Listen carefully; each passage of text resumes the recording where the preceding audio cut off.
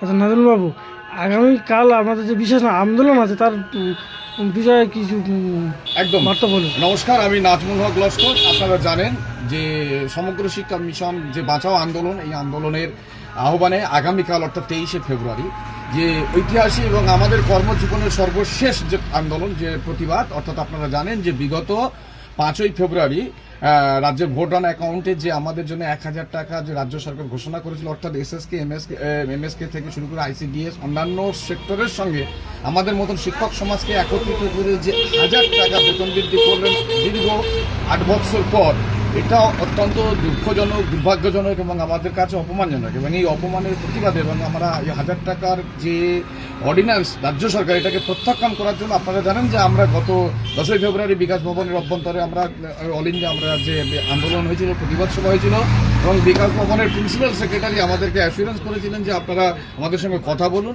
তাতে যদি আপনারা সদর্থক হন আপনারা আন্দোলন প্রত্যাহার করুন, যদি আপনারা সদর্থক না হন আপনাদের জন্য গণতান্ত্রিকভাবে রাস্তার আন্দোলন বা রাস্তা খোলা আছে। এবং আপনারা জানেন যে 17 তারিখে আমরা প্রিন্সিপাল সেক্রেটারির সঙ্গে কথা বলি, আমাদের সমগ্র শিক্ষা মিশনের বাকি যে সমস্ত অন্যান্য উইংসের নেতৃত্ব আছেন প্রত্যেকে একসঙ্গে দীর্ঘ আলাপ আলোচনার পর এটাই সত্য এবং এটাই বাস্তব, তারা আমাদের এই পরিস্থিতি, অর্থাৎ রাজ্য সরকার যে 1000 টাকা শিক্ষক থেকে শিক্ষাকর্মী, শিক্ষাবন্ধু, স্পেশাল এডুকেটর যারা আছে প্রত্যেকের জন্য মুখ্যমন্ত্রী যে ঘোষণা করেছেন সেটা আধিকারিক লেভেলের পক্ষ থেকে তারা আইএএস অফিসার, তারা কেউ স্পেশাল মানে তারা প্রিন্সিপাল সেক্রেটারি, অ্যাডিশনাল সেক্রেটারি, তারা কিন্তু প্রত্যেকে এই বিষয়টা বিস্মিত বোধ করেছেন এবং তারা বলেছেন যে আমরা একথা ঠিক যে আপনাদের বিগত দিনে লড়াই আন্দোলনের দরুন যে আপনাদের বেতন বৃদ্ধি সংক্রান্ত যে ফাইলটা আজও অব্দি মুখ্যমন্ত্রী মানে সিএমওতে এখনো পর্যন্ত অবস্থান করছে, এটা একদম অভ্যর্থ সত্য এবং বাস্তব।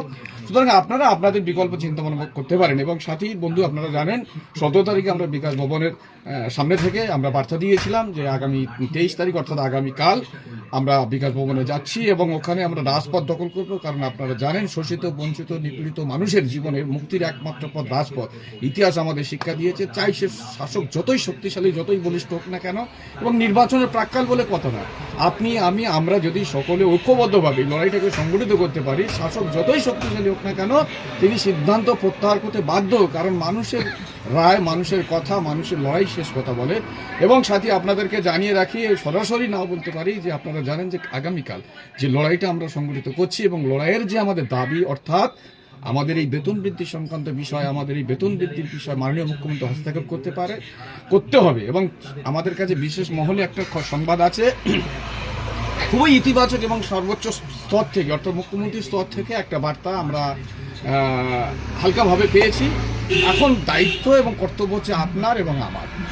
আগামীকাল আপনারা যদি দল মত, রাজ্য, রাজনীতি, ভোট ইত্যাদি সমস্ত কিছুকে পিছনে ফেলে কালকে কলকাতা রাজপথে যদি 40,500 শিক্ষক যদি আপনারা কালকে জমায়েত দিতে পারেন, আমি আপনাদের নাজমুল হক লস্কর বার্তা দিচ্ছি যে আপনার যে বঞ্চনা, আপনাদের যে অপমান তো প্রত্যাহার হবেই হবে, তার সঙ্গে যে দীর্ঘদিন ধরে যে লড়াইটা করছি আমরা বেতন বৃদ্ধি সংক্রান্ত, সেই বেতন অবিলম্বে রাজ্য সরকার পুনঃঘোষণা করতে বাধ্য হবেন। কিন্তু দায়িত্বটা কিন্তু আপনার। 40,500 শিক্ষককে আগামীকাল কলকাতা রাজপথে আসতে হবে এবং আপনারা আমারও ভরসা রাখুন, আপনারা 40,500 শিক্ষক জমায়েত আমাকে দেবেন, আমার কাছ থেকে জিও সংক্রান্ত 100% ক্লিয়ারলি বার্তা নিয়ে যাবেন। অন্যথায় যদি আমার কথা একমত হয়, দুরকম হয়, আপনারা আমাকে গণতান্ত্রিকভাবে যা শাস্তি দেবেন মাথা পেতে বসে তারা। আসুন বন্ধু, কালকে দেখা হবে রাজপথে, চোখে চোখ রেখে লড়াই হবে এবং শেষ মুহূর্তে আমরা লড়তে প্রস্তুত। দেখা হবে কাল রাজপথে। ধন্যবাদ।